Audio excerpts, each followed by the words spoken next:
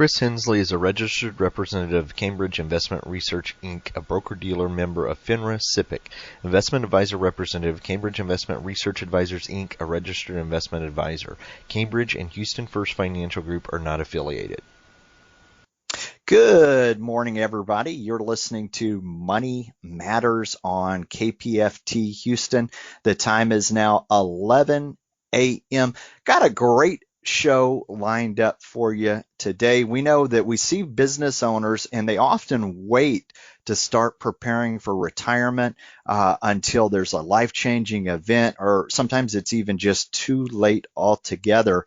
Our guest today is Rochelle Clarke. She is the founder and CEO of Succession Strength, where she talks about business succession planning and also family intergenerational wealth, how to transfer businesses to family members. Very good topics. We will do kind of a deep dive into this. So stay tuned. Keep listening. If you are a longtime listener, you know we always reserve just the first few minutes of the show to tell you a little bit about what's going on when it comes to financial literacy in the Houston and the Gulf Coast region. Whew, okay. So we are here. With the last few two weeks or so, we were dealing with the coronavirus and COVID-19. And so we've had a lot of changes happen really, really fast. And so that's where we're at. So on a calendar, two big announcements that I do have to make. If you've listened to the show, you've heard me talk about Houston Money Week. Really, we've been ramping up for this since September of 2019. And usually these live events take place in April of 2020. And so we did as a decision by the leadership team last week, decide to essentially cancel Houston Money Week for 2020. Now there are a few details on that. This is not just us. This is everybody. We've been asked to honor the shelter in place and not to congregate in groups more than a certain number. And that's kind of the heart and the engine of Houston Money Week. We do financial education seminars and workshops, educational events for Houston. And so those are all really events where people gather in numbers. And so unfortunately, as part of the leadership team, we met 2 weeks ago and decided to put a pause on it. It's not that we're canceling it for this year, but we will be back next year. Now, there are some things that are still going on. So if you heard me talk about the scholarships for high school students, for middle schoolers, even for adult learners in college, that's still going on. We're still going to honor that. We have the budget for that. And so I would encourage anybody, while we all have downtime now, and if you're looking for something for the kids to work on, or even yourself, you are welcome to go to the www.houstonmoneyweek.org website, and there's going to be information on the scholarships that we do give out. It is an essay contest, so we will be reading those. So everybody on the leadership team, we're homebound right now. Nothing really will change on that. We'll be able to receive the essays, and then we divide them up and read them and then grade them. And so that's something that will continue to go on. If there are any changes with Houston Money Week, we will let you know on the show. Speaking of the show, KPFT 90.1, where the live version of Money Matters takes place, is actually closed right now. And so this episode will probably, when you hear it, will be next Friday. So we'll be about a week behind because we're pre-recording, but we're able to do that remotely from my living room. So this is a change as well. Everybody who is on the HD side or the FM side is essentially closed until further notice. They are doing rebroadcast, and I know Rourke from Wide Open Spaces, he's considered essential personnel, so he is still live and on the air right now. But short of that, all of the HD shows and even the FM side that aren't paid staff with KPFT they are having to kind of adapt as we go. So there's a good chance you'll be hearing this about a week behind. Now, the podcast, this will be posted up on Monday. So moneymatterspodcast.com. You can always go, and this will be posted and archived there. With that, let's go ahead and get Rochelle on the line. Rochelle, how are you doing? Chris, I'm doing quite well, sheltering in place, but I am safe and healthy, and I hope that all of the listeners are as well. Absolutely, absolutely. Now, before we went live here and started recording, you had told me that you actually operate in the U.S., but then also sometimes out of the country. So, are you outside of the U.S. right now? Yes, I am currently outside of the US, in Amsterdam at the moment, and this is where I am when I'm not in the US. Also sheltering in place because, as everyone is aware, yeah, governments have definitely put measures in place to curtail travel at the moment. So I am calling in from Amsterdam. Thank God for the internet. There you go. I think we're testing all of our technology through this crisis here, and I appreciate you taking the time from Amsterdam to talk to us today. Now, I usually I'll introduce the guests the same way. So I know you are the CEO, the founder of Succession Strength, but you're also an experienced speaker. You've authored the book Five Critical Succession Conversations: A Comprehensive Guide for the Family Business. Been invited as a Forbes contributor to the topic of business continuity, and you've been featured in a number of different publications. And before the show, I went out to the website. I always kind of try to do my research there, and I saw all of the different press and media that you've had on this topic. It's a great topic to have. What can you tell us about yourself, maybe a little bit outside of that bio, so listeners can get to know you a little bit better? Absolutely, Chris. So I grew up in and around family owned businesses. I have my master's degree in strategic management, and I was actually working in the corporate world when a few years ago I had, let's say, a continuity crisis in one of our family's businesses where the owner passed away, but his daughter was not yet ready to take over the business. So I had to step in and come up with a continuity plan to ensure that the operation still continued. And that event, I would say, is what planted the seeds for my business and the way that we have structured the business today. That's when I decided, and there's always that moment of hesitation when you say, well, surely somebody else is dealing with an issue like this. I'm not really needed in this area.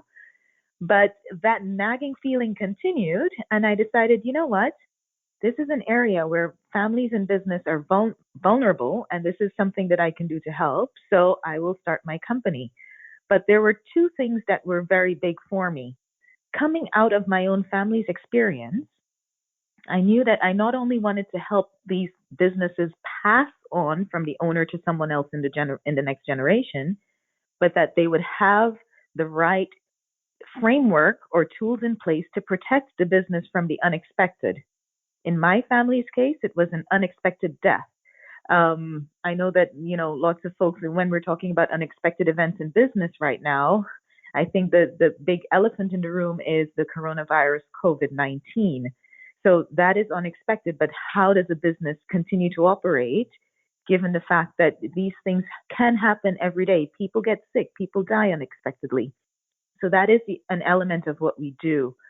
But this is essentially what my business focuses on, helping families in business. And for me, it's really important that I have that connection with the family to really help them see their successes, not only for their own generation, but for many generations to come. the, Oh, the wonders of live radio here. What I was just saying is that I wholeheartedly agreed in what you said. The three things that I'm seeing that you do: the business continuity, the family business preparation and the retirement for business owners, all of those things super important. The business continuity one right now, you talk about unplanned disruptions. Boy, as a financial advisor, when I do a financial plan, we do everything that we can to help prepare for financial situations.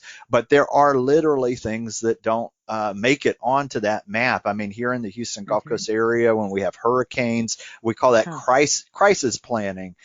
Those are yeah. things that they didn't make it onto the plan, but you still have to deal with them. And it's the same thing with the business continuity. So let's talk about. I'd really like the family business preparation, and so tell us a little bit about what that is. Yeah, so essentially what we do is work with families in business. They call us in when they're thinking about, let's say an owner is thinking about retiring, and he or she has decided that what they wanted to do is to pass the business on to someone else in the family. So we come in, we get an understanding of exactly what it is that they're trying to achieve. We do an evaluation of the business to determine whether or not the successor is prepared to take over the role. Well, first of all, we determine whether or not there is a successor in place, or one that has been identified. If one has been identified, we do a little bit of a skills gap analysis to understand whether or not he or she is ready for the role. If they are not, of course, we come up with a plan to get them prepared. If they are, then of course we support them in helping them to confidently take over the role. But we help the family prepare for this change by putting governance structures in place. And we do that so that any potential drama from the family side of the business, from the family side, I should say, doesn't play out on the stage of the business. So it provides an opportunity for the needs of the family to be heard, but without necessarily impeding on the operations of the business. And then, of course, if there's anything to do with communication, we help them overcome any barriers to their communication. Wow, I love that. That some of the things that you just mentioned to preparing the family to competently take over the role. But one of the things you talked about was family drama, that it doesn't play out over the course of the business or in front of the business. So those are all super important things. I almost hear the word intervention. I don't hear the word intervention, but it seems like there are families out there. This is not for everybody. If you don't have a family, if you don't have a business to pass on, it's not, it's not going to check a box for you. But if you do, sometimes people just handing something over to somebody can be the worst thing without the right Yes. without the right preparation. Do you have any stories that you could share with us where you were able to visit with a family and prepare them to pass that business on to either the next generation or maybe even a different business partner, or have somebody come in and buy them out? What can you share with us on that? Yeah. So, I mean, this is almost a standard course of business, but it tends to be a long-standing relationship with the family. This process of preparing the family or preparing a family member to take over the business, it's a long-standing relationship where we work with them on different things or different areas that they need to improve on. Um, but one story that I can tell is a story where there was a son who wanted to pursue something that was completely different. He wanted to be, let's say, an engineer. Just for confidentiality reasons, I won't disclose too much information. But let's say he wanted to be an engineer. His mother owned a clothing factory. She was the head of design. She, along with his grandmother, are the ones who drove this business and had driven this business for years and years and years.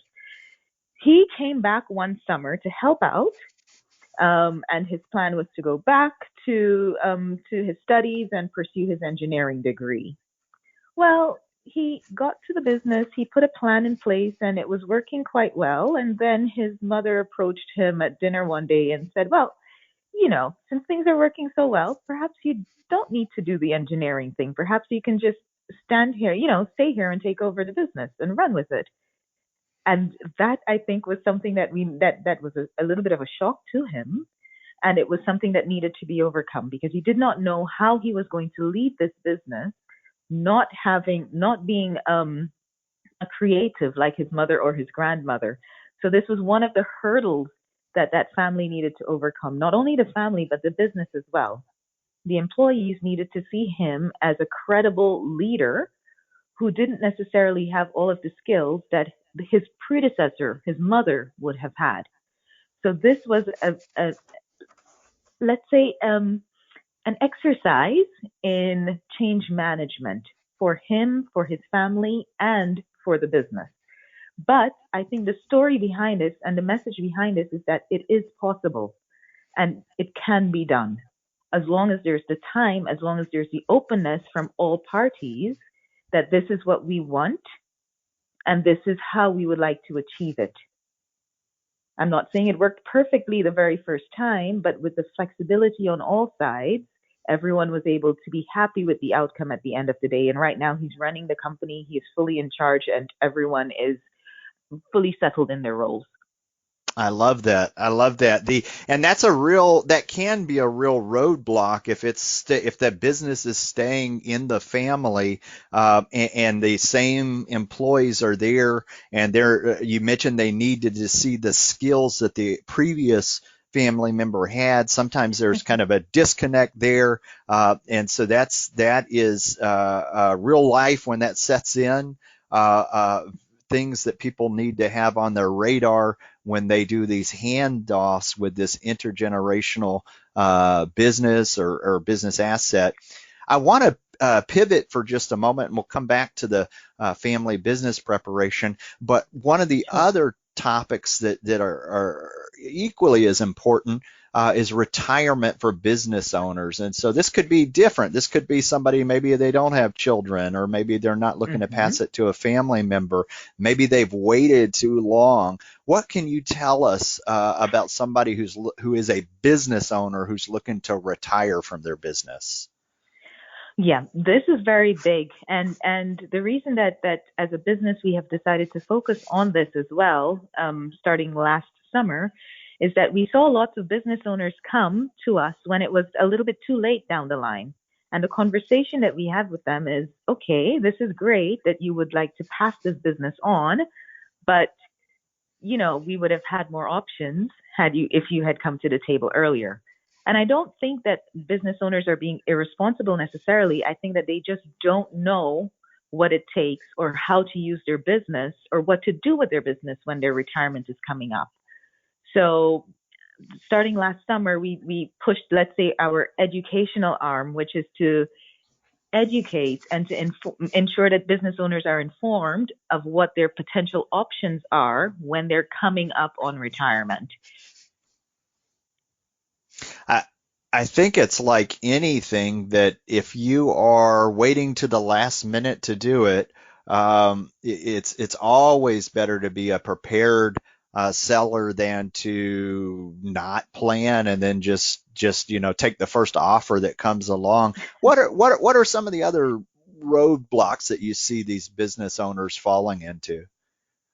I'll tell you a couple of the myths that we see. Fun fact: some business owners come up with almost a very casual attitude that, well, if passing the business on doesn't work, I'll just sell the business. They'll just sell the business. And a statement like that gives me goosebumps because I also speak with peers who deal with selling and buying of businesses, and this for us is where we have to shake our heads, because selling a business doesn't necessarily happen as quickly as people expect. There are many businesses out there that are actually not in saleable condition. And the sad thing is that lots of owners don't find that out until they try to sell the business, which of course is usually too late. So even if you decided you will sell the business, you need to spend the time to prepare for that sale. If you're deciding to pass the business on, you need to be spending the time to prepare the business to be passed on successfully, so that you don't end up losing when that time really comes, when let's say the rubber hits the road. I think that's great advice. It's exactly what you said. Is it doesn't always happen that quick. If you just say, "Hey, I'm going to sell it," well, if you haven't, what you said, prepare for that sale, you may most likely are going to be in a bad spot and not get the best. One, you're lucky if you have a buyer at all, and True. two, if you do, you're probably not going to get the best offer if you haven't done your due diligence, if you haven't gone through it with that begin with the end in mind, having Hmm. that on your radar prior to that. So super important information that you're sharing with listeners. Um, let's talk about, and we've got just about 10 minutes left here, but the third one, business continuity. Um, Yes. tell us about that. Yeah. Business continuity is huge. Anyone who has a business, listen, whether you're in a family owned business or whether, you work for a corporation, the moment, and this is the rule of thumb here, the moment that you have people relying on the income of that business is the moment that you should have a continuity plan in place. What does that mean? The moment that you have someone, whether it's a member, whether it's the family that you're providing for, whether it's employees that you have to pay, whether you got a loan from the bank and now you have creditors, the moment that people are relying on income from your business, you need to have a continuity plan in place.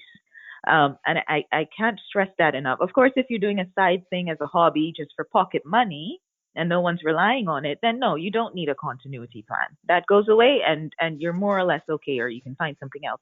But the moment that other people are starting to rely on your business, you should have a continuity plan in place. And that's for peace of mind. That's for practical reasons because the unexpected happens more often than people think. I had one one lady approach me. We had a conversation. This was late last year, and she was in her 20s, started up her own company, and was doing relatively well. But she said, Rochelle, I have a problem because I was in hospital. I needed to be in hospital for 2 weeks, and I recognized that this business can't run without me. This business cannot survive without me. So, what can I do? What can I put in place to ensure that the business can still continue?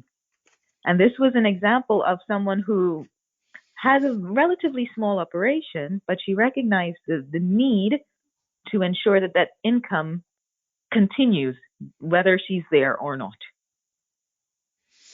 I love that. I'm taking a deep sigh here because I think everybody's, realizing that this is super important now, with everything that's going on.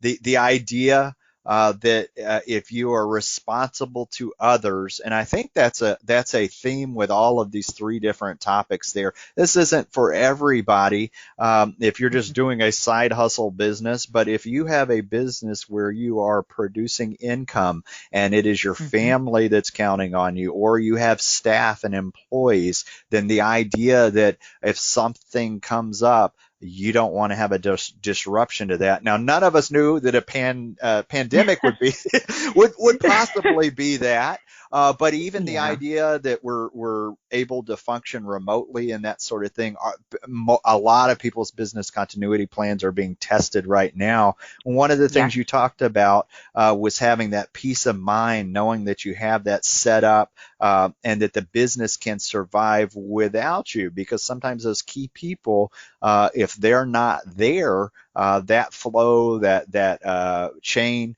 will stop. And so these are all super important topics that you're touching on. Now, we're just about 5 minutes before the end of the show here. On the podcast notes, we'll have a link to the website. What's the best website for listeners to find out more information about Succession Strength? They can go to www.successionstrength.com, and on there they'll find links to the business continuity work that we do. They'll find links to the retirement for business owners course that we have. I know a lot of business owners probably have a little bit of time on their hands right now, so they can potentially use that time to educate themselves so they can make a good decision for their business when it comes to their retirement. But www successionstrength.com. And we'll put a link to that on the podcast notes as well. And that sounds like really good information. What about, I know sometimes if people don't have a system or a course in place, they'll kind of just try to ad hoc put certain things that they've heard are good to do together, but they're not doing it in a system. What would you tell people who are kind of trying to do that? For the planning for the retirement. All three of these, because I Yeah. think So we have, and there are step-by-step guides, because listen, I get it. I know that, there's some owners out there who said there's enough information that I can figure this out for myself. The good thing is that now there's time, so lots of owners can do that. When it comes to the retirement for business owners, we have a step-by-step course that covers, what some of the exit options are for a business, the pros and cons of each of those, the professionals that they should have on their team when it comes to selling a business or passing a business on. Of course, in there from last year, we already covered protecting your business with continuity plans. So folks who took the course would have had continuity plans in place. I'm sure they never thought they would end up using them. right.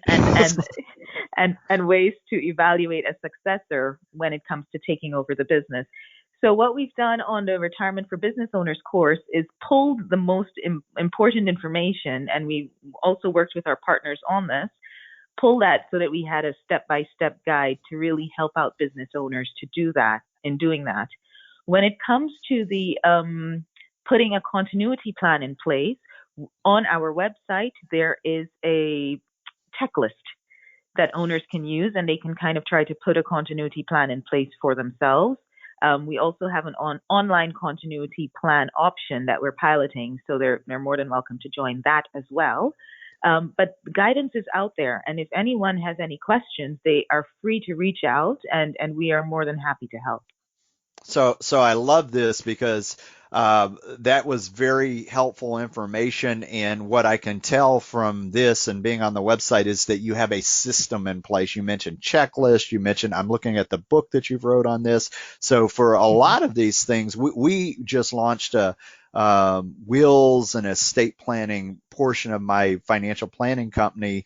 And for a lot of people, if they go out and do it on their own, they're going to find that they miss certain things along the way. And so what I'm looking at when I see Succession Strength is that you have a system in place that kind of makes sure that they get all of those things on their radar. So that for business owners, this seems like a very important thing to have in place. As we just got about 2 minutes left, what have I forgot to ask you that you'd like to share with our listeners today? I think the main thing is that, listen, put a continuity plan in place. I've been saying that, from the moment that I can speak, but it's really important. And I say that based on my own personal experience. All of the hard work that you're doing as a business owner or someone in business, and you don't even have to be the owner of the business. You can be a family member who is concerned, or even an employee. As long as you make the decision makers aware of the fact that, hey, it would help if you had this in place, that's usually the first step to get things on the radar. So put a continuity plan in place is the first thing. If you are coming up on your retirement, I think more now than ever, lots of business owners are recognizing the fact that they still need their businesses in their retirement to help provide income during their retirement. And there are ways for that to be done. So educate yourself, take the course if you can, so that you're making the best decision for yourself and for your business when it comes to your retirement. Use the time now, if you have some downtime, to educate yourself. I love it. I love it. Rochelle, we are right here at the end of the half hour. Thank you so much for being on the show today. Have fun across the pond there in Amsterdam. I will, Chris, and you as well, as we shelter in place. The most important thing is that we are all safe and healthy. And yeah, we really hope that this passes very quickly, or yeah, soon. Absolutely, absolutely. Well, thank you so much, Rochelle, and have a great weekend. You have been listening to KPFT Houston. Thanks for listening to today's episode of Money Matters Podcast. If you enjoyed the show, visit us on the web at www.moneymatterspodcast.com. Drop us a line on SpeakPipe on the right-hand corner. It will receive any voicemails, questions, thoughts, concerns that you have about the show. In addition to this, we recently launched a Patreon campaign. Click on the Donate Now tab to hit the tip jar and find out what Patreon's campaign is all about.